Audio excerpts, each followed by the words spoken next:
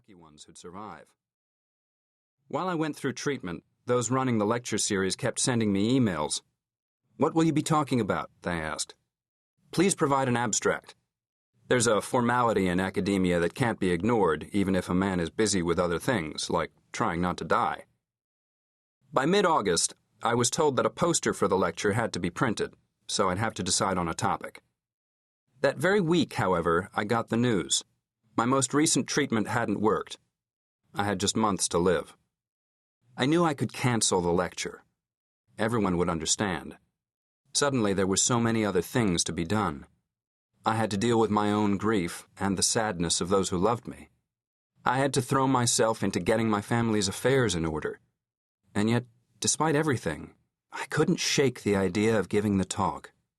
I was energized by the idea of delivering a last lecture that really was a last lecture. What could I say? How would it be received? Could I even get through it? "They'll let me back out," I told my wife, Jay, "but I really want to do it." Jay had always been my cheerleader. When I was enthusiastic, so was she. But she was leery of this whole last lecture idea. We had just moved from Pittsburgh to southeastern Virginia so that after my death, Jay and the kids could be near her family. Jay felt that I ought to be spending my precious time with our kids, or unpacking our new house, rather than devoting my hours to writing the lecture and then traveling back to Pittsburgh to deliver it. "Call me selfish," Jay told me, "but I want all of you. Any time you'll spend working on this lecture is lost time, because it's time away from the kids and from me." I understood where she was coming from. From the time I'd gotten sick, I had made a pledge to myself to defer to Jay and honor her wishes. I saw it as my mission to do all I could to lessen the burdens in her life brought on by my illness. That's why I spent many of my waking hours making arrangements for my family's future without me. Still, I couldn't let go of my urge to give this last lecture. Throughout my academic career, I'd given some pretty good talks. But being considered the best speaker in a computer science department is like being known as the tallest of the 7 dwarves. And right then, I had the feeling that I had more in me, that if I gave it my all, I might be able to offer people something special. Wisdom is a strong word, but maybe that was it. Jay still wasn't happy about it.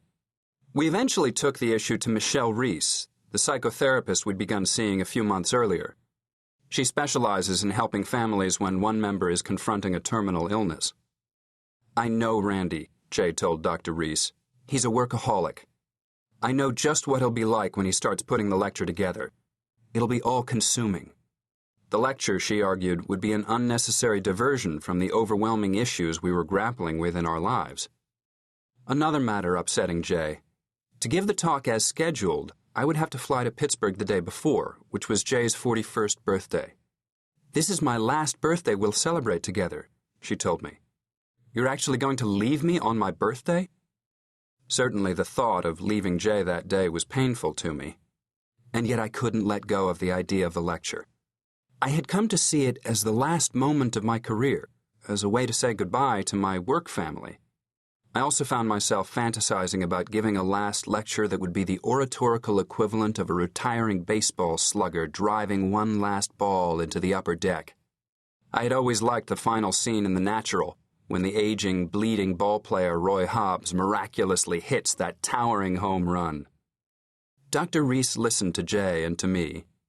In Jay, she said, she saw a strong, loving woman who had intended to spend decades building a full life with a husband, raising children to adulthood. Now our lives together had to be squeezed into a few months. In me, Dr. Reese saw a man not yet ready to fully retreat to his home life, and certainly not yet ready to climb into his deathbed. "This lecture will be the last time many people I care about will see me in the flesh," I told her flatly.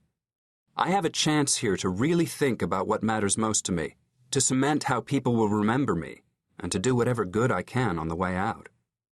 More than once, Dr. Reese had watched Jay and me sit together on her office couch, holding tightly to each other, both of us in tears. She told us she could see the great respect between us, and she was often viscerally moved by our commitment to getting our final time together right. But she said it wasn't her role to weigh in on whether or not I gave the lecture.